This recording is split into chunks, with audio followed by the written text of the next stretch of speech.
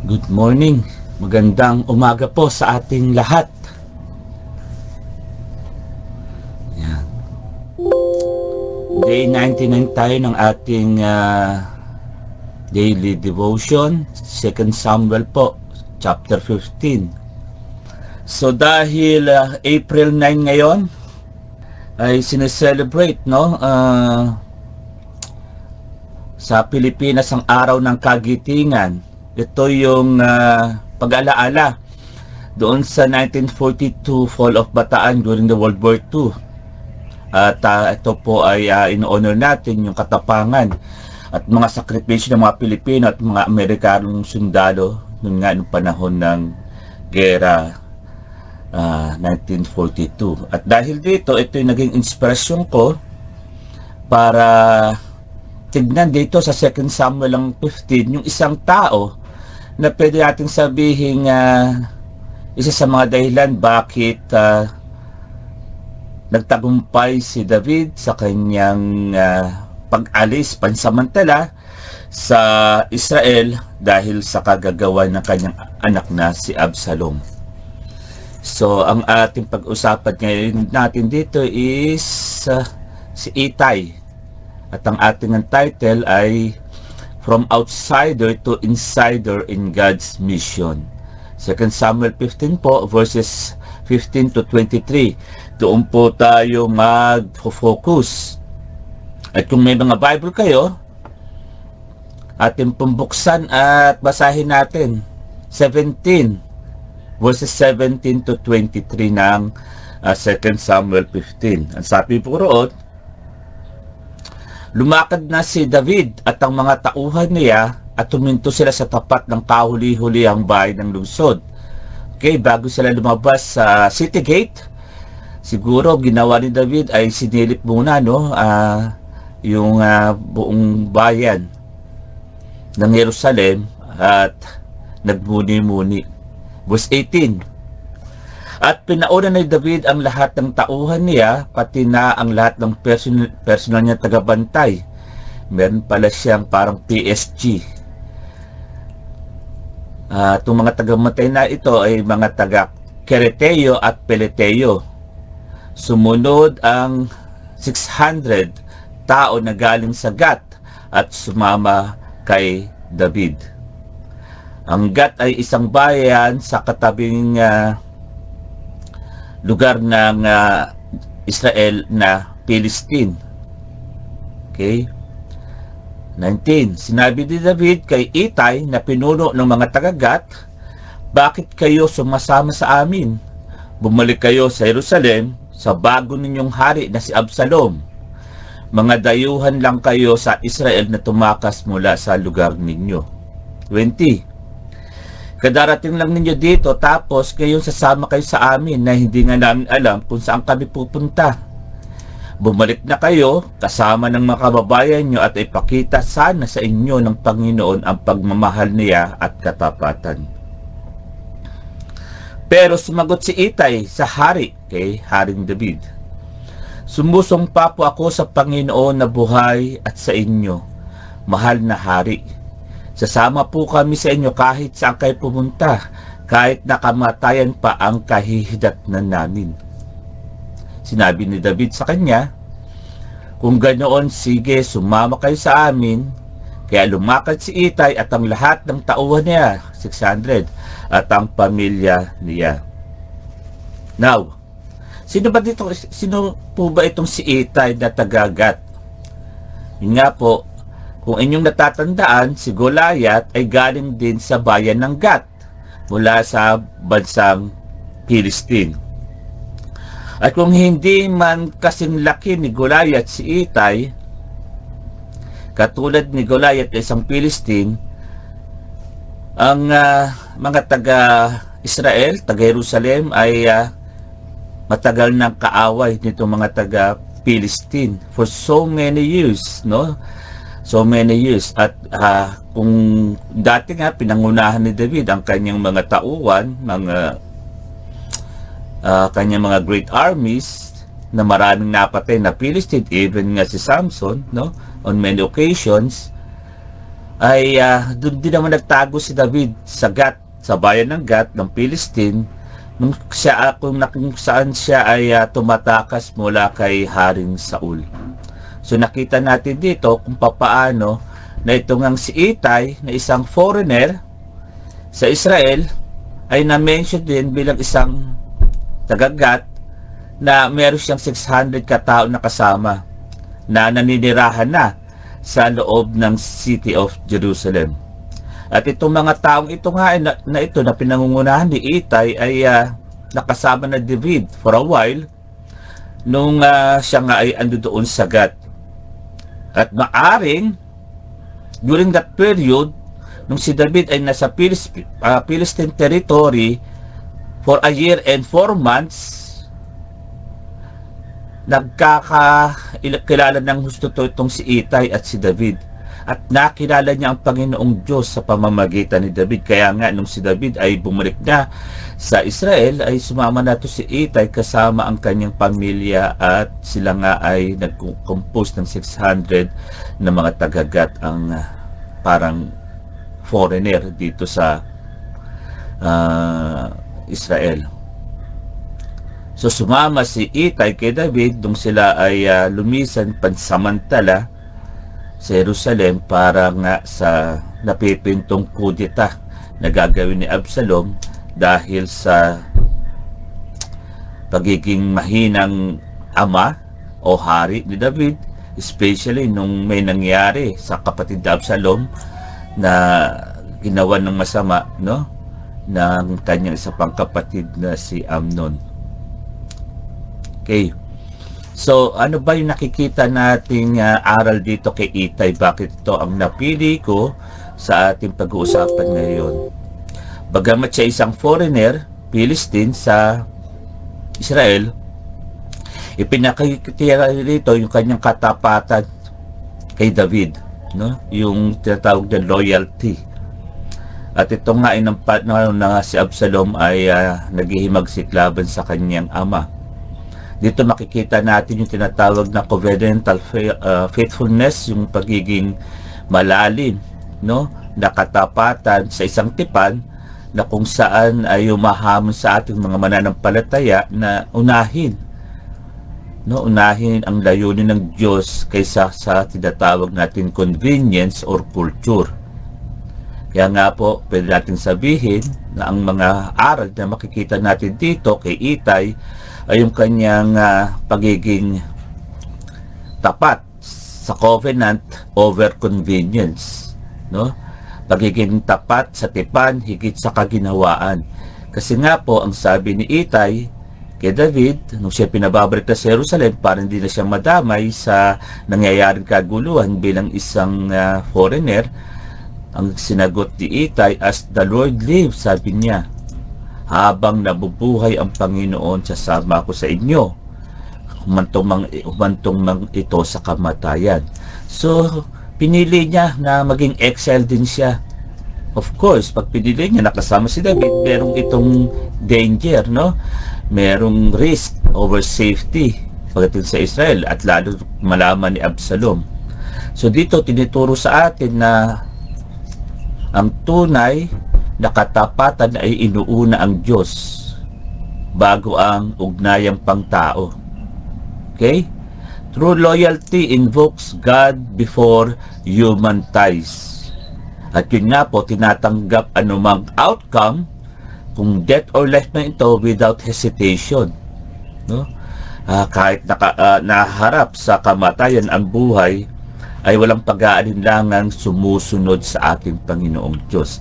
Kaya nga po sabi sa verse 21, "Pero sumagot si Itay sa hari, Sumusumpa po ako sa Panginoon na buhay at sa inyo, mahal na hari. Sasama po kami sa inyo kahit saan kayo pumunta, kahit nakamatayan pa ang kahihinatnan namin." So, covenant over convenience. Number 2, makikita natin aral dito yung pagiging matapang ni Itay sa pagsama bilang isang dayuhan. Madalas ang isang dayuhan ay ando doon sa sinasabi nating comfort zone. Pero dito nga si Itay na isang Pilisteo na galing sa bayan ng Gat ay wala siyang ethnic obligation para sumama kay David. Ibig sabihin, hindi siya talaga Hudyo para ipagtanggol si David. Pero, yun nga po, mas nalampasan pa ni Itay ang mga katutubong Israelita when it comes sa devotion sa ating Panginoong Diyos at sa kanilang hari, na bagamat ni-reject, ito ay pagpapakita ng isang pananampalataya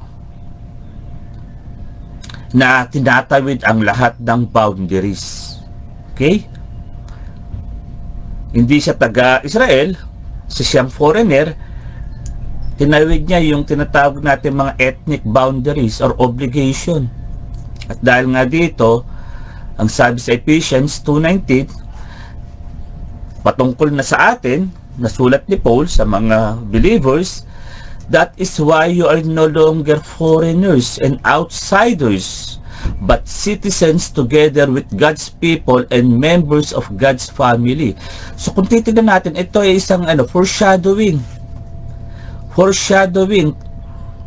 na kung saan yun nga po ang kaligtasan, ang covenant ng ating Panginoong Diyos ay hindi lamang sa isang bayan o bansa, kundi itinawid ang lahat ng mga ethnic boundaries. Kaya po, outsiders ay naging bold, naging insiders. Ito nga ay si Itay. Pangatlo, makikita natin sa lesson ito kay Itay yung kanyang pamumuno ng buong puso, wholeheartedly leadership. He committed hindi lang yung kanyang sarili, kundi lahat ng kanyang mga kasama, lahat ng kanyang mga tao, at pati ang kanyang mga kamag-anak, na nagpapakita ng katapatan, na nagdadala ng kanyang buong sambahayan na may katiyakan, at sama-samang katapatan, hindi lang sa pamamagitan ng personal determination na pinipilit, kundi doon yung resolve rather than coercion o pamimilit. Siya ay nagdesisyon na sumama kay David mula sa Gat, at siya ay nanirahan sa Jerusalem. Pero hindi lang siya, sinama niya ang kanyang buong pamilya at ang ibang mga tao niya bilang isang leader o isang military leader, na kung saan nagkaroon nga siya ng 600 mga tagasunod. Ang kanyang determinasyon ay nag-udyok ng epektibong devotion para sa kanilang lahat. At yun nga po, kumilos siya ng may katiyakan kahit na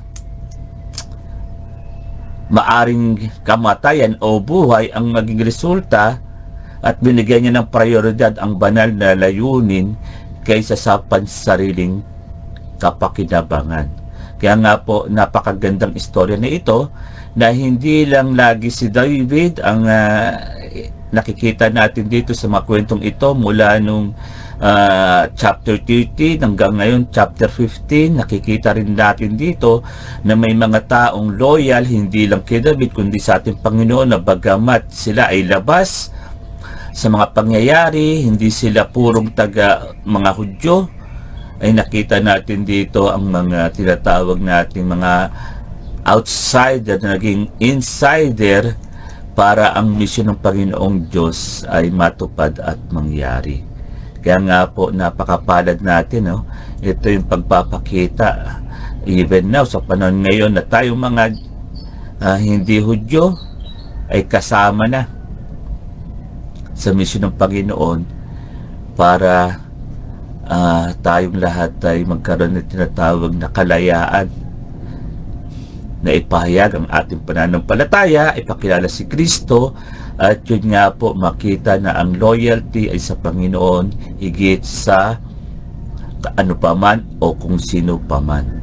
Kaya nga po, as we celebrate itong tinatawag natin araw ng kagitingan, higit sa lahat, walang ibang magiting kundi ang ating Panginoong Diyos na nag-alay ng kanyang buhay, kung bakit ang mga ninuno natin ay patuloy na lumaban nung panahon ng gera 1942, bagamat sila ay sumuko sa pagtatanggol doon sa Bataan, ay patuloy natin itong inaalala yung kanilang kagitingan, yung kanilang katapangan upang ipagtanggol ang bansang Pilipinas. At yun nga po, hindi naman nila na ipagtanggol noon, pero ngayon ay tayo ang nabibinipisyuhan ng kanilang katapangan at kagitingan. Muli mga kapatid, itong lang po ang aking maisishare sa inyo, at patuloy na alalahanin natin ang kagitingan ng Panginoong Diyos. Higit sa lahat, tayo po ay manalangin. Lord, maraming pong salamat, Panginoon, as we celebrate this Day of Valor, Panginoon. Nakikita namin, maaring ito rin, Panginoon, ang dahilan kung bakit dinala mo kami rito sa 2 Samuel chapter 15, na kung saan may isang tao na higit na nagtanggol kaysa sa kanyang kapwa, kaysa sa kanyang kababayan, na kay Haring David, walang iba si Itay, Panginoon, na bagamat isang foreigner, still o Lord, pinakita ang loyalty sa iyo at sa kay Haring David, at sumama sa kanyang paglisan sa Jerusalem, habang ang kanyang anak ni Absalom ay patuloy na gumagawa ng mga hakbang upang maging hari sa pamamagitan ng isang paghihimagsik sa kanyang ama. Kaya Lord, makita mo ang bawat anak mo na itinatawid ang mga cultural boundaries, tinatawid, Panginoon, ang mga bagay na higit na kailangan tawirin, dahil ikaw pa rin aming Diyos. Sa aming mga relasyon ang dapat manguna. We pledge our loyalty to you, our God, at patuloy, Panginoon, na makita mo ang mga anak mo ay tapat, na sumusunod sa iyo, tapat, na nagpapasakop sa iyo, at higit sa lahat, Lord, patuloy mo ipagpagkaloob ang tagumpay ng iyong kapangyarihan, ng tagumpay ng iyong trono, Panginoon, as we continue to submit to your authority, as we continue, O Lord, to work under your leadership, under your throne, O God, with unity, with understanding, and nakikita namin, Panginoon, na ikaw pa rin ang Diyos na makapangyarihan sa lahat. Kaya nga po, Lord, as we celebrate your goodness and faithfulness, O Lord, makita mo ang katapatan ng mga anak mo ay tunay na hindi kailanman mababago ng anumang sitwasyon, ng anumang mga pagkakataon, kundi patuloy na mamamayan, magta-thrive, O Lord, ang aming mga relasyon sa iyo. Marami pong salamat, O God, sa magandang inspirasyon na ito mula sa iyong mga salita. Patuloy, Panginoon, na manabik kami, at patuloy, Panginoon, na namnamin ang mga salita mong ito, nagbibigay ng mga inspirasyon and encouragement, nagbibigay ng mga gabay at karunungan upang kami mga anak mo ay tunay na magtiwala sa iyo. Maraming pong salamat, Lord. We love you and thank you for loving us first, O God. Sa matamis na pangalan ni Jesus, ang lahat ay magsabi ng Amen, Amen, and Amen. Muli, isa mapagpalang araw po sa ating lahat, at patuloy tayong mag-celebrate ng kagitingan ng ating mga ninuno, at kagitingan siyempre ng ating Panginoong Jesus. Isang pinagpalang umaga po sa ating lahat.